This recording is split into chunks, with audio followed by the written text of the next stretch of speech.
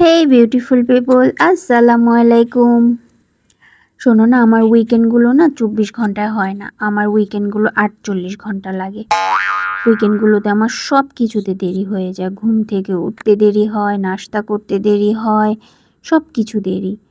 আজ আমার এত বেশি আলসে লাগছিল, আমি রান্না করব কি না করব, না বাইরে যাব কি করব, কিছুই বুঝতে পারছিলাম না। তারপরে আমি শর্টকাট করে একটু সাদামাটা রান্না করে ফেললাম।